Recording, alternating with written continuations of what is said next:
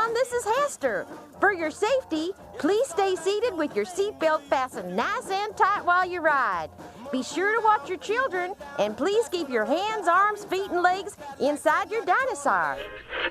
Please put loose items in the pouch in front of you and securely buckle seatbelts.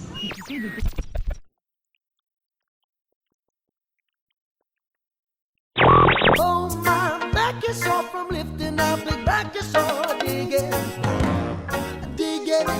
Dino Land. This is Seeker. Listen up.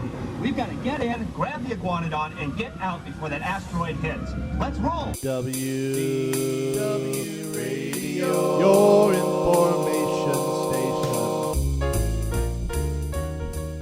Hello, everybody, and welcome to the WDW Radio Show, your Walt Disney World information station. I am your host, Lou Mongello, and this is show number 259 for the week of January 29th, 2012. We're going back in time this week in more ways than one, as we take a trip aboard my Walt Disney World Wayback Machine to the Cretaceous period and the origins of dinosaur in Disney's Animal Kingdom. In this DSI Disney Scene Investigation, we'll look at the attraction's beginnings as Countdown to Extinction and discuss its story, place in Disney's Animal Kingdom, details, and future. I have some more information about our WDW Radio 5th anniversary celebration coming up next month before I play more of your voicemails at the end of the show. So sit back, relax, and enjoy this week's episode of the WDW Radio Show.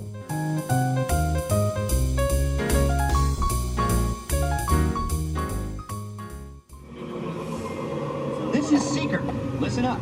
We've got to get in, grab the iguanodon, and get out before that asteroid hits. Let's roll. Boom, boom, acca-lacca-lacca, boom, boom, boom, acca-lacca, boom, boom, boom, boom, acca-lacca-lacca, boom, boom, boom, acca-lacca-boom. Since I started podcasting back in 2005, and even before, if you go back to some of my early articles, I've always expressed my love and frustration with the underappreciation of Disney's Animal Kingdom. And I've done in-depth segments on the story of Chester and Hester and their Dino-Rama, pointing out some of the intricate details and storylines and why it's designed the way it is. I also did an entire show on why not only isn't Disney's Animal Kingdom a half-day park, but in fact can and should be enjoyed, explored, and savored over 2 days instead. And I think the park has so many layers to it, from its theme and message to its intricately woven storylines, to its educational and entertaining shows and attractions, and even its share of true e-ticket experiences. And this week, we're going to take a look at just one of those in a part DSI, Disney Scene Investigation, part Wayback Machine, literally, as we explore Countdown to Extinction, or as you kids call it today, Dinosaur. And joining me once again is the Hester to my Chester, the Grant Seeker to my Dr. Marsh, Ryan Wilson from the Main Street Gazette. Welcome back, buddy. It's always great to be here. It's great to have you back. And I want to start off first by asking you a question, which is, do you agree with what I said about Disney's Animal Kingdom sort of being an underappreciated park in terms of details and stories that maybe people don't see or understand? Oh, absolutely. It's something that I think on the Gazette I've talked about time and again, just trying to get people to understand all the little things to see. You know, take time to look at the animals, take time to take in the shows. There's so many layers there that are just go unexplored. You know, people hit 1, 2, 3 attractions and they're out the gate. And, you know, people talk about it, again, you know, the park as a whole as a half-day park, which I don't think it is, because I think it's supposed to be enjoyed and experienced differently than, for example, you do a Magic Kingdom. But when they talk about things like Chester and Hester or even Dino Land, you know, they sort of talk about it as, I've heard everything from the redheaded stepchild to an afterthought to it just doesn't really fit in Disney's Animal Kingdom. And that's part of the reason why sometimes I like to focus on it, because there is so much there, especially when it comes to stories. Because, you know, for a park that's so rich in beauty and theming, Dino Land, people say it's kind of devoid of that sort of magic that Imagineering puts into it. They talk about Chester and Hester as sort of a carnival midway, and not in a good way.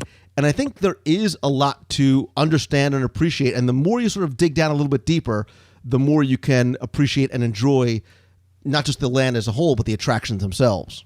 I agree, and you see it in everything in that land. Yes, they may look like off the rack rides, but look at the fact that they put it on a parking lot.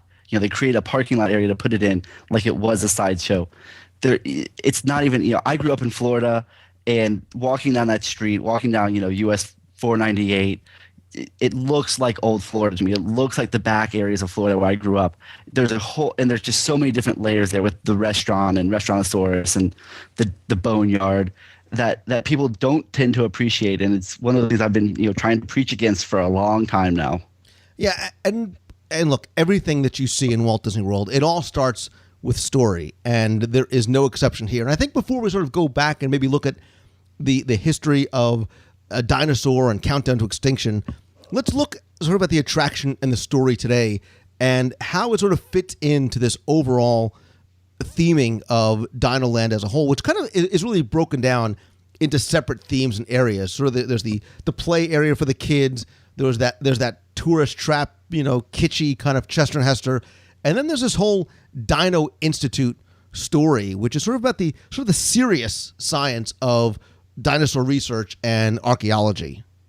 Right, and you can see where the lines get bleeding, and from one another with the grad students who are kind of the more jokers, kind of the more laid back, with the restaurant, which was the first Dino Institute, and then the very more structured when you get to see Helen Marsh and Grant Seeker in the Dino Institute. And then on the flip side, you have the people who take nothing seriously with Chester and Hester over with their old roadside gas station. Now it's a roadside attraction. They want to bring in the people. They don't care how gaudy it is. And, when we talk sometimes about the stories, whether it's in the Magic Kingdom or at an attraction, whatever it might be, oftentimes people will say, well, how do you know? Where do you find that? There is no sort of great big book of Imagineering that's laid out somewhere, and there's not a plaque at the confectionery telling the story. But here in Dino Land, that detailed story is sort of woven together intricately, but there's a lot of signs indicating to what that is, how you can put it together, if you know where to look. And that's what we want to do, is kind of sort of help you put that together by helping to maybe establish at the beginning what the legend of this Dino Institute is and how it led to the creation of the museum that actually now houses Dinosaur. Right, and there are actual plaques in Dino Land. You start one with the Olden Gate Bridge telling you about the Brachiosaurus and how he came to be there. You have them all throughout the Cretaceous Trail. There's a great billboard, bulletin board in the middle of the land that gives you a wealth of information on what to look for and where. And quick aside, what percentage of listeners do you actually think have taken the time and wandered through and read those plaques or even know where the Cretaceous Trail really is? Probably not as many as I would like. And I'm not even sure how many people at Disney know it's there, because the map on the bulletin board is still listing it as Countdown to Extinction, and we have Dinosaur Jubilee instead of Dino-Rama. Yeah, and that's the thing. If you look, and again, is take your time, and I know a lot of people want to just get from attraction to attraction, I understand, but the more times you go, when you start looking in things like car windows and on bulletin boards and little places tucked in and out of Dino Land, you can really get a sense of the story about these serious researchers and some of their notes and books and little psych eggs they have. And again, those students that are sort of a little bit more pranksters who sort of add Osaurus to everything that they put in. And it's very funny, too. I mean, there's a lot of it that you can really sort of enjoy even without trying to sort of put this whole story together. Yeah, definitely. And Dino Land is one of those lands that I think if you walk through it, you have to stop and look at those things, because nothing is there willy-nilly. Everything has a reason to be there, and they want you to explore it, and they want you to get these story threads and kind of make your own way through this narrative they've created. And I won't sort of rehash the discussion about Chester and Hester. I'll link in this week's show notes to an earlier podcast we did where we did sort of point out the history of it. We talk about a lot of the great stuff that adorns the walls and the ceilings of the Dinosaur Treasure Shop and how it came to be. But today I really want to focus on the Dino Institute and the attraction inside. Again, I referred to it as Countdown to Extinction, the original name. It certainly now is known as Dinosaur. But this too, look, it's just like Main Street, Ryan. It's like Frontierland. There's a story that's associated with what this is. And like you said, the Dino Institute, this research facility, outgrew the old fishing lodge, which is now Restaurantosaurus, and they created this museum-like building away from everything else. Notice it's sort of tucked away from where the dormitories and Chester and Hester would be, tucked away in the back. And it is sort of meant to be a research institute and kind of a museum exhibit now. Right, that quaint old wing where they have all the museum exhibits. But it is, you as you approach it, it has a very stately looking entrance. It starts off with a giant T-Rex fossil there. They're trying to get you ensconced in this very academic, very serious element, as opposed to some of the goofy and funny and half-hearted attempts on the other side of the street. And just like the rest of Disney's Animal Kingdom, there is an educational aspect to it. If you go through, you'll see fossil exhibits. And look, my son is he's 6 years old, so obviously he loves nothing but Star Wars and dinosaurs. So there's, life-size casts of real dinosaur skeletons. So you can sort of take through as if you really were going to sort of a natural history museum. Like you said, there's the Carnotaurus skeleton. And there's a lot of details and plaques there. And their sort of discussion about their theories about how and why the dinosaurs became extinct. And when you get into that first big room with the shooting asteroid, there's a lot to be learned and enjoyed there as well. Absolutely. I just brought my mom for the first time to Animal Kingdom last month, and I had to actually usher her along because these are legitimate exhibits. There is stuff to be gained here, to be gleaned. And she kept wanting to stop, and I'm like, no, we got to keep the line moving. We got to keep moving a little bit more. And it's cool because if you follow the storyline, you're then sort of you're sort of broken down into groups, and you go into the briefing room where you sort of see the pre-show with Dr. Marsh. And if you pay close attention to what you're actually doing, you'll see that there's the Dino Institute shield is there, and it talks about exploration, excavation, and exaltation. And you're actually going down the steps. If you look carefully, you're really sort of in an underground research facility. And if you look carefully, you'll see that the walls are sort of surrounded by images of lava, as if you really are going underground. Right, and it's very much of a bunker kind of a feeling. It's gray concrete everywhere. There's big bold letterings. For those who haven't been under, it's almost like, oh look, Dinosaur has its own utilidors. Yeah. Exactly. And there's great details in here as well, too, especially for those who love the super geeky details. So a lot of people, I'm sure, know if you look up, you'll see there's red, white, and yellow pipes up on top that have sort of cryptic symbols on them. They are the chemical compositions of ketchup, mustard, and mayonnaise. That's an old tribute to McDonald's, who was the original sponsor when Countdown to Extinction opened. Right. It was one of the first times, not only was the attraction sponsored by McDonald's, but the whole land was sponsored by McDonald's. And then you have other great details like the wall where you're in sector CTX-WDI-AK98, which is Countdown to Extinction, Walt Disney Imagineering, and Animal Kingdom 1998, which is when it opened. Right. And that change that took place, would switch from Countdown to Extinction, or CTX, to Dinosaur, took place in 2000. And it obviously was a very deliberate reason for it, not just because of changing with things with McDonald's, but because of the film that came out, the Dinosaur animated feature that came out on May 19th. They did make some of those changes. So to the name of the attraction, to the dinosaur that you saw outside, and a number of other locations inside as well.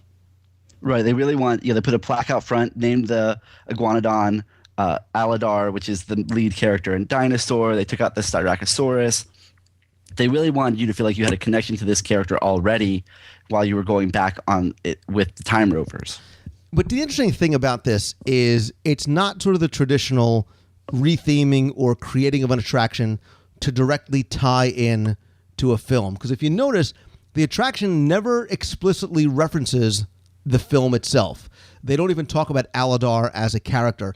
I think it really was meant to be more of a companion to the film. So if you saw the film, you would get the references as opposed to, hey, you've ridden the attraction, now go see the movie.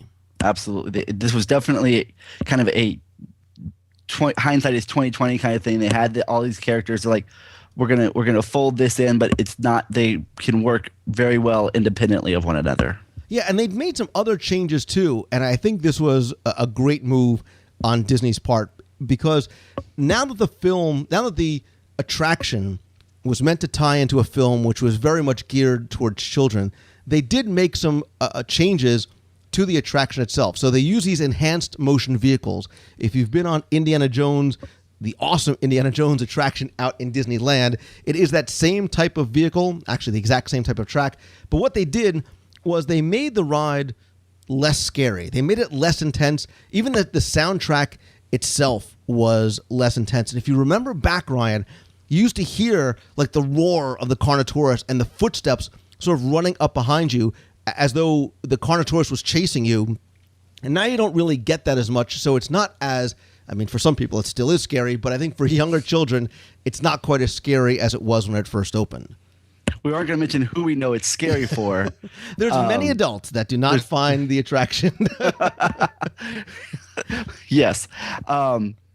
Whereas my wife loves it. But you're right. They toned down this roar in the footprints. You can still hear it, but now it's very far off in the distance. They toned down some of the shaking, and it allowed them to actually decrease the height requirement so that younger guests who were now wanting to go see this because of their love for the movie had a way to get on there sooner rather than later. Not just younger guests. We can all ride now. We can all enjoy the attraction together. But you've been out to Disneyland, and I mentioned how it sort of uses not just the same EMV, that enhanced motion vehicle technology, but literally like track for track, inch for inch. It is the identical track layout as Temple of the Forbidden Eye. The theming is different, the show building is different, but they seem like such very different attractions when you ride them. Absolutely. I mean, you really feel like you're running around in the middle of a jungle, or you're trying to clamber over stairs in a lost temple. If I didn't know, if I hadn't researched and read that they were the same track, even ahead of time, and even knowing it, I still don't feel like I'm going through the same motions. It's a much different experience, which is fantastic, and I think a true testament to both attractions. Yeah, I mean, there's a lot of people who have been to both coasts and would love for them to bring over Temple of Forbidden Eye, not caring at all if the attraction's exactly the same. And I don't know what it is about Indiana Jones. It seems like it's longer, even though the attractions are both just over 3 minutes, about 3 minutes, 10 seconds each. But I know when you get into that main room in Indiana Jones, when it sort of opens up like that, it's very, very breathtaking, as opposed to Dinosaur, which again has the dinosaurs and the jungles very much sort of covering you and sort of wrapping you around inside the vehicle. It definitely feels like a much more intimate setting when you're in Dinosaur, and I think one of the other things that makes Indiana Jones seem so much longer is the queue. It is so much longer, and there are so many little components that people have already picked up on, because maybe they spend a little bit more time in Disneyland than they do in Animal Kingdom, until they haven't quite got all these story details that we're giving them now. And do you think the attraction itself is somewhat overlooked? I mean, do you think a lot of people, or is it just sort of the more hardcore, nostalgic Disney fans look at Dinoland that way? And there's a reason why I want to ask you, because I do want to talk about sort of how Dinoland and this attraction came to be. I think it is. I think the park is definitely overlooked. I think the land is overlooked, and Dinosaur is kind of an out of the way attraction. You do have to go actually seek it out. You're not going to stumble upon it. It's not going to come upon you as you're walking through. But I think it's one of those pieces that, like you said, people do overlook, and it's a shame. It really is. Because I think the genesis of this park, and specifically this land, is very interesting, because obviously when the concept for Disney's Animal Kingdom was formed, and again, I've talked about this on past shows, and as we looked at certain attractions or certain lands, we've talked about this in a little bit more depth. I've also written a couple of articles for Celebrations Magazine where I really talk about the origin of Disney's Animal Kingdom. And obviously there was this idea for these educational opportunities for sort of meeting and getting to experience real animals, and then there was the mythical animals, and then there was this idea for dinosaurs, and this actually came directly from Michael Eisner. He wanted this concept of a dino land, and he said, look, his quote was, "Lead with your cliches. I want a dino land called Dino Land." And, you can't sort of mistake what this land really is. And again, the original concepts for what Disney's Animal Kingdom, how it was going to be laid out, this sort of change to that hub and spoke to a certain degree, went through a lot of different machinations. But one of the original ideas was for something called Safari Village at the center of the park. And that would actually have acted as a safari departure point. And from there, you could have taken a safari to Africa. You could have taken a safari over to Conservation Station. And you actually would have been able to take a safari into Dino Land. And that's where this idea that sort of evolved into creating these individual villages came. Africa and Asia, Rafiki's Planet Watch, all these other places that came to be, including Dino Land. But Eisner didn't really like that early idea for a dino safari.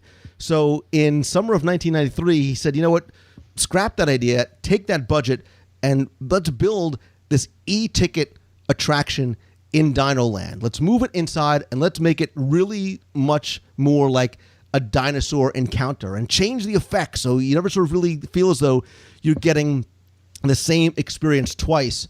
And it's sort of very interesting how it evolved from sort of an outdoor safari into what we have today.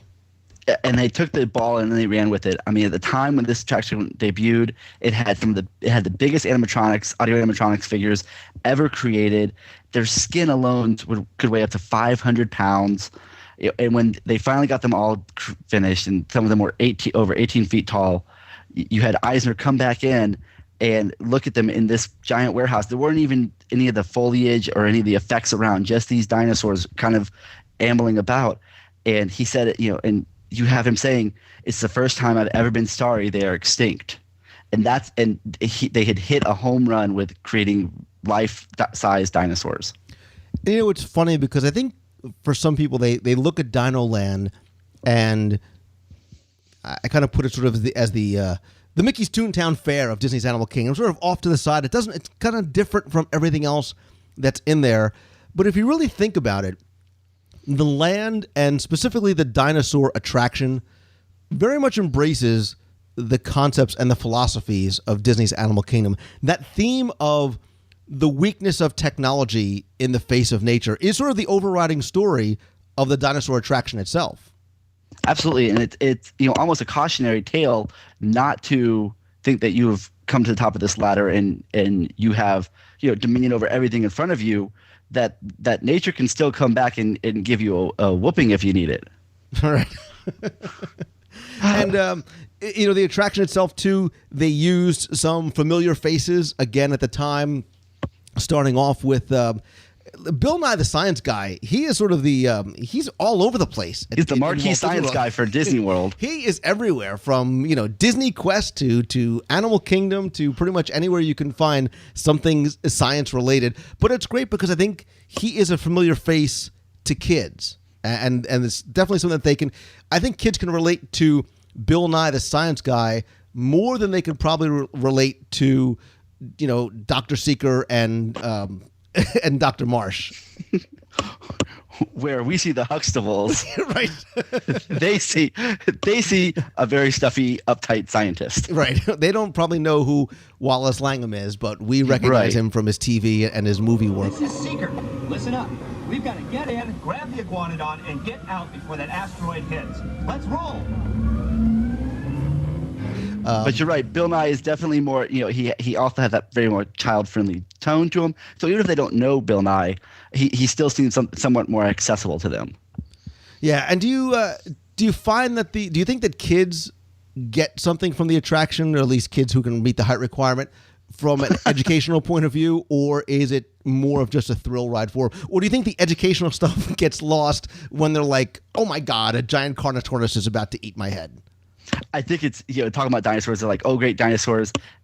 I think some of the educational stuff on the front end gets lost, but I hope and I think what happens is on the backside they've seen these giant beasts now. They want to go out and they want to learn more about them, which is where you have great opportunities in Dinoland with the Crustaceous Trail, with the Boneyard, and all these other things, which I really think help boost that on the back end of the experience. And, much to my son's dismay, originally it wasn't supposed to be a Carnotaurus. Originally, the plan was for a Tyrannosaurus Rex, which, again, everybody sort of understands and knows. And, my son, it's sort of the Superman of dinosaurs for him. But they had actually discovered the Carnotaurus as Disney was planning the Countdown Extinction attraction. And because of that, they tied it into sort of that recent discovery. Oleoramus. Hadrosaur. Raptor. Time to get serious. Locking autopilot on homing signal now. Hang on! I'm tracking a big dino on the scope. Could be ours. Computer, full stop. Identify. Carnotaurus. Definitely not our dino. Go, go, go! Right, and you can see they had the inklings of the T-Rex because they put Dinosaur Sue out in the front, but they had this new discovery and they wanted to really stay on the cutting edge of paleontology at that point. Yeah, Disney actually made the Carnotaurus a little bit bigger, a little bit scarier than he normally was. He's a little bit larger than the 25-foot long that he probably should have been, and they actually, again, not knowing what the colors of the dinosaurs were, instead of you making him sort of the tan or the browns or the greens that you normally see on dinosaurs, they made him red to make him look just a little bit more scary, as if he wasn't scary enough. Right, and you had the cooling colors of our hero, the Iguanodon Aladar, who, as you finish up the attraction, has come back with you. He's on the security monitors. Dr. Seeker's going to go find him. And once upon a time, that you used to be able to get on Discovery riverboats at the Safari Village or Discovery Island, and also in Asia. And as you went around these boats, there was an audio animatronic Aladar down by the river. Right. And you had this great tie-in of, oh, good, he got out of the facility and now he's wandering around in our time. But there was so much science that they built in with even the T-Rex. The T-Rex that we see now as we enter was actually helped put together on site with they had the prep site, which was in conjunction with the Field Museum in Chicago. There were two prep sites, one in Chicago, one at Animal Kingdom, where they had taken away all the stone and prepping all these bones from Sue, the T-Rex, which had been discovered in 1990 and was the most intact T-Rex discovered to that point. Yeah, and it's funny because as we're thinking about it, and I'm thinking about the attraction itself and relating it to other attractions and stories in Walt Disney World, it's kind of like the storyline is almost like it's the Star Tour. It's the prehistoric Star Tours, because they've got this sort of very official, like you said, very serious research facility. But now they're going to open up this tour business. Like Star Tours is going to open up a tour business. Right. Time Rover Tours is now open to the public. This is going to be their tour business. And of course, things go horribly awry. Absolutely. And it goes back to those little details we're talking about. Like on that bulletin board, there's a news clipping about Dr. Marsh buying the Chronotech technology for an undisclosed purpose at the time, kind of leading us into this whole, we are going to take a trip somewhere. Yeah. And so, is this what Eisner had set out to be? Is this the e-ticket or an e-ticket attraction still? I think so. I mean, my wife makes me go there, first thing every trip. So it's definitely captured her imagination. And I don't even think she's that big of a fan of dinosaurs. Has she ever seen the film? Has she ever seen? Oh, well, she's married to you. I'm sure you've made her sit down and see this. She's seen it. It's been on. I'm not sure that she saw it. The Kindle may have had her attention at the time. But. And so, you being the Disney fan, would you, if you were Imagineer for the day, would you bring over Indiana Jones Temple of the Forbidden Eye and put it somewhere else in Walt Disney World, even though it's the exact same track layout? I think so. I think because it's such a different experience. There's so many people clamoring for more Indiana Jones in the parks. It would give them what they want, My only fear would be that by bringing it over, you doom dinosaur to extinction. But cheek. Yeah, thank you. I'm here all week.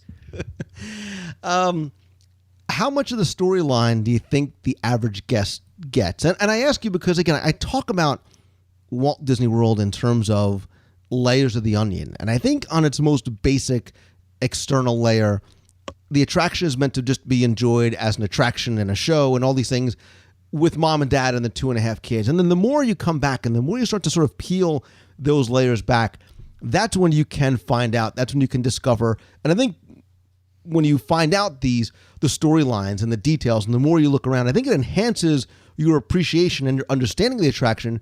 But how much of that storyline do you think the average guest gets? Even though, unlike a place like Main Street or Frontierland or Liberty Square, it very much is laid out in front of them on signs and on some of the details in the queue and outside the attraction itself. I think that unless they're walking around with us, that they're not getting most of this story. Just walking around with friends from the community, I've seen, I've told them things and that they have no clue about, and these are people who, like us, dig into this, and so I think people get that it's a museum. They have this new technology. They go on the ride. They go back in time. They come back. But I think the overarching story of Dinoland is something that is lost on a great many people. So if you are Imagineer for the day and you have unlimited budget, and I say, okay, Ryan, Dinosaur is your project, what, if anything, would you do to change it? And you could say nothing. You can say, listen, the attraction stands on its own, decades after it was, and again, the change in 2000 was not a very big change. So right. What, if anything, would you change from it? I believe it stands on its own. I think maybe I'm wondering if maybe there's not more entertainment to bring to the land in order to tie all these pieces together. Have walk around characters, I say characters, but grad students like Animal, like Jenny, who are all on these bulletin boards and in Restaurant Source, who can interact and who can, help pass along little pieces of these stories through, improv scenes and something almost of that. An adventurers club like atmosphere in Right. and around Dinoland. So continuing to sell that story. I think they need something to sell the story, not necessarily that the story is flawed in and of itself, but that it's present. There needs to be a narrator. There needs to be somebody speaking up for the story. Right, sort of guiding people because that story the story is found in all the other attractions as well. I mean, you can go into the Boneyard, even as an adult, and I've taken my kids in there, and it certainly is very much lost on them. But that backstory is found throughout the entire land. Again, from restaurants to restrooms to souvenir shops to the Boneyard.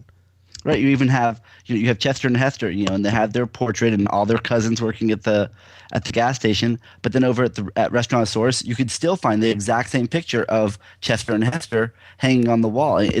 All these pieces do tie together really, really nicely. Yeah, and you could almost have the citizens of Main Street and the citizens of Hollywood Boulevard just as the same way you have the citizens of Dinoland, and you could have sort of that interactive street entertainment. Right, and I think it just like you get a lot out of even just the way that the citizens are on Main Street or the Streetmosphere and the studios. Just the dress tells you a lot about what you're walking through. Yeah, and I think it very much is meant to be. It is meant to be very whimsical. It's meant to be very fun. It's meant to be a playground, and not just for kids but for adults. The land itself is meant to be a playground. It's not meant to be taken super seriously. It's meant to be something that's fun. And again, depending on how far down you want to dig. Again, pardon the pun. There are many layers to the story to it, and I like that idea. I like that idea of the walk around Streetmosphere characters there. Yeah, I could say one of the most fun experiences I've had in Animal Kingdom was I spent half a day literally in Dinoland just walking around and taking it all in and playing in the Boneyard. I didn't push any kids out of the way to get to the slide. I don't care who tells you what.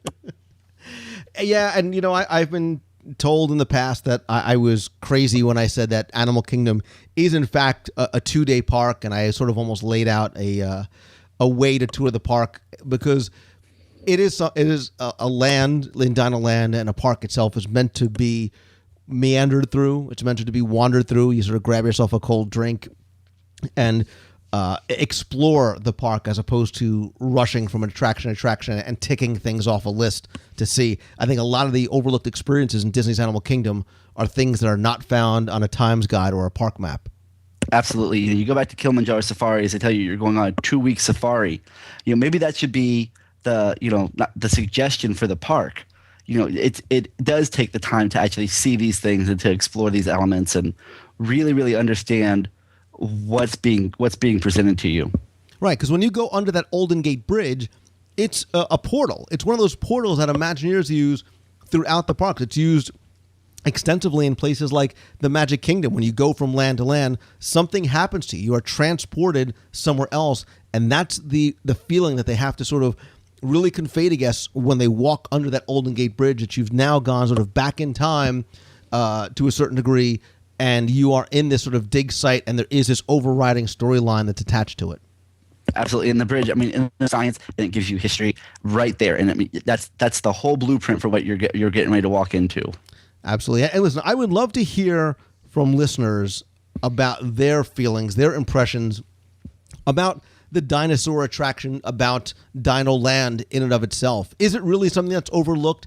How deep do guests look, or how deep do they maybe want to look? Maybe they just want to enjoy the attraction on its face. And if so, is it something that you and your family does every time you go? Is it a one and done, or is it something that you guys like to hit each and every time? And like Ryan, play Imagineer for the day. What, if anything, would you do to change Dinosaur? I keep wanting calling it Countdown to Extinction, but what would you do to change Dinosaur or Dino Land itself? I'd love for you to come to this week's show notes over at WDWRadio.com. Click on this week's podcast link, and you can leave your comments and keep the conversation going there. In the show notes, I'll also link back to some of my other podcasts about Disney's Animal Kingdom, and where you can find my article in Celebrations Magazine about the history of Disney's Animal Kingdom as well. Ryan Wilson can be found not only in Celebrations Magazine, but more importantly, every single day he is blogging over at mainstreetgazette.com. It's mainstgazette.com. Ryan is one of the very best at sort of digging down into those many layers and helping you appreciate the parks on a lot of different levels as well. I'll certainly link that into the show notes. And Ryan, you got to come back. We got more Wayback Machine segments. We have more DSIs we're looking at. We got to still keep on going. Some of those opening day Walt Disney World attractions, our Epcot retrospective series. A lot of research ahead for us, my friend. Hey, that's fine. Anytime, I am ready to go. Awesome. Thank you again for coming on, buddy. Always a pleasure. Flash photography? I wouldn't. It alters the homing beacon, and that's not good. Dig it in Dino Land. Oh, my back is all lifting up, the back is all... Mission accomplished. You made it! I knew you would, and guess who made it back with you? I better find him before security does. Thanks for everything.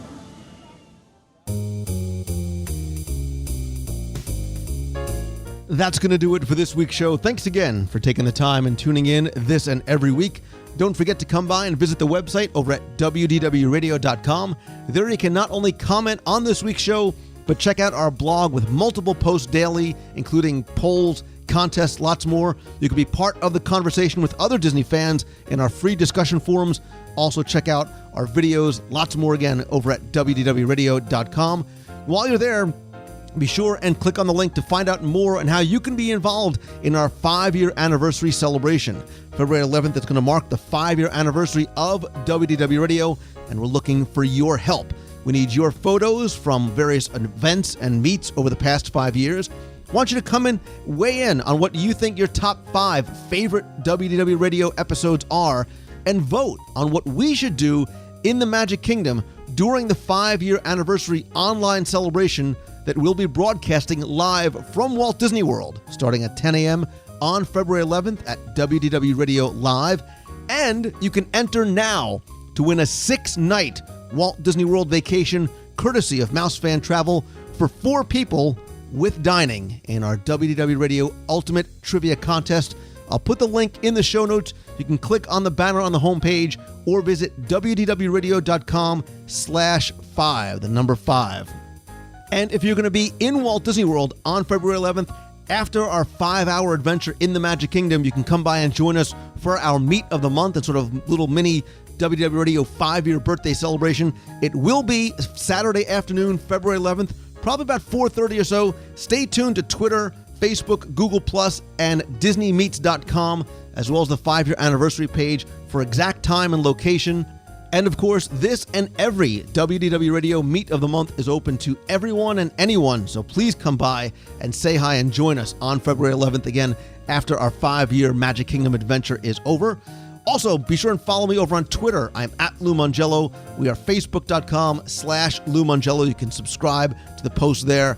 And at Google+, I'm at LouMongello.com/G+,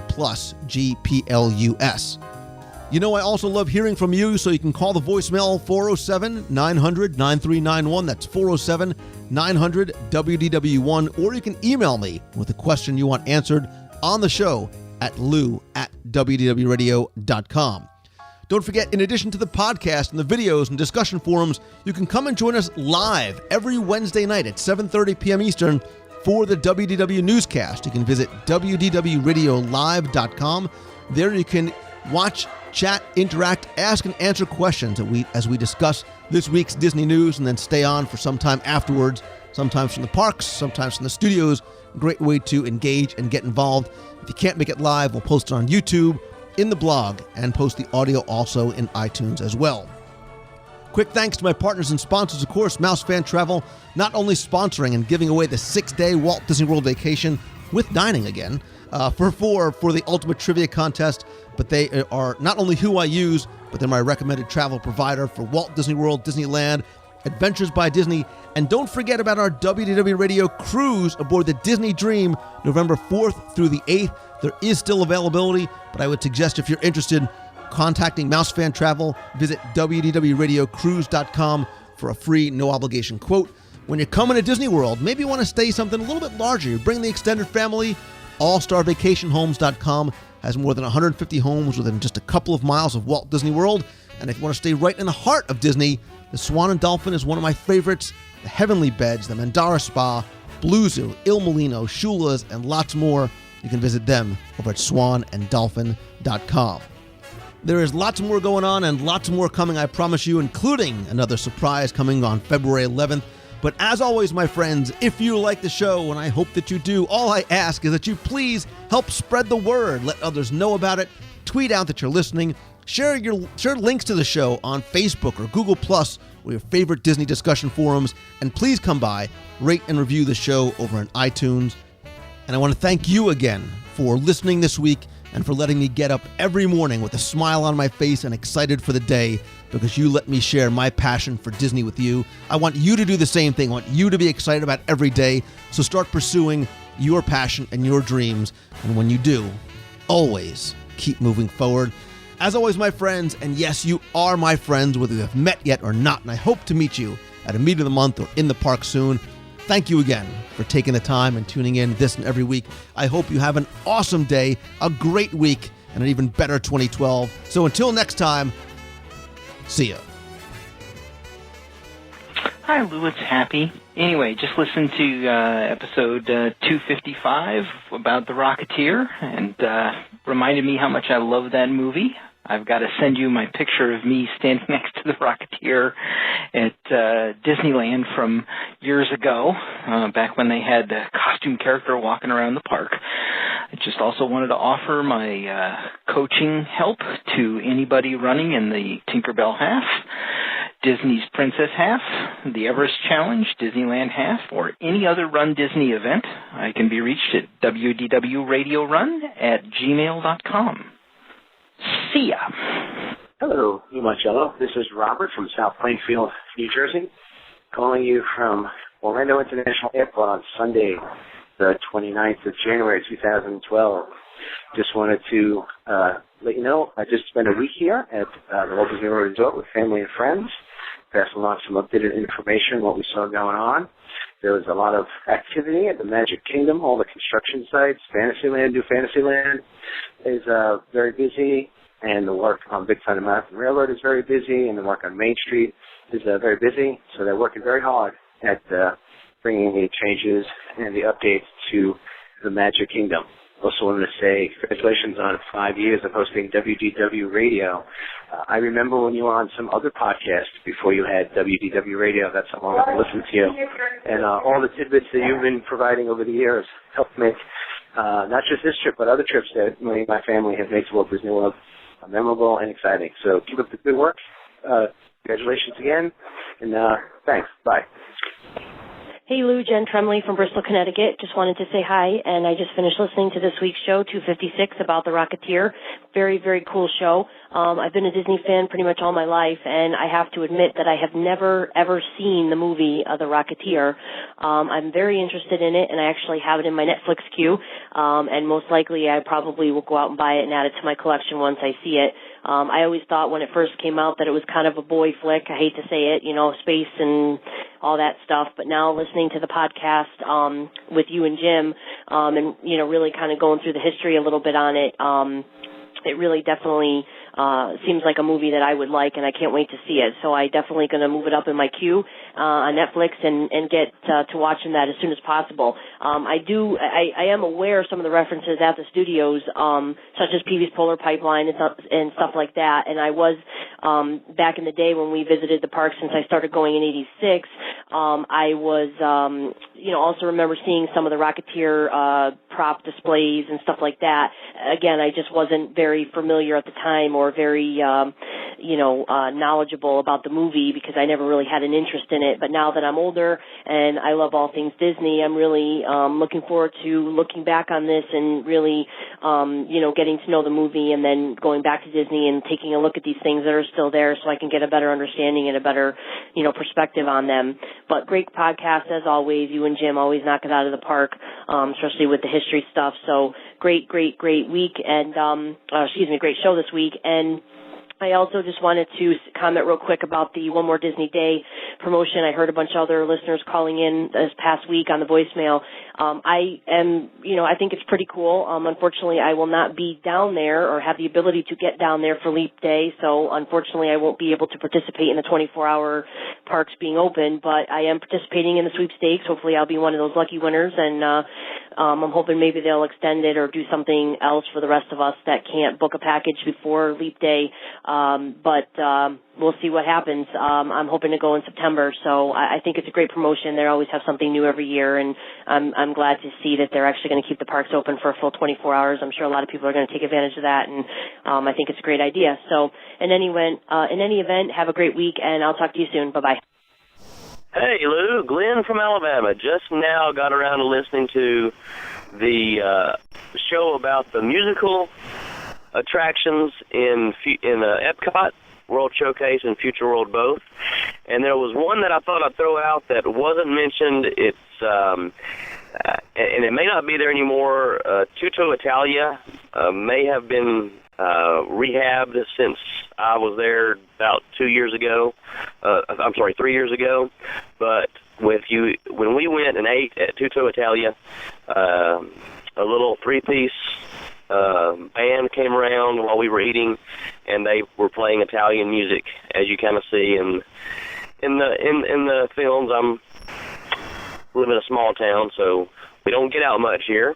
But that was a nice little musical group there that came around, and I believe one may have been playing a violin, one playing a guitar, and perhaps an accordion. I'm not sure, but I do remember a three-piece group coming around to the tables and serenading each table just a little bit at a time. But that was a nice touch. But thought I would just throw that in there as one that was overlooked. Like I said, don't know if it's still there or not anymore. But love the show. Happy holidays. Bye. You've got a friend in me.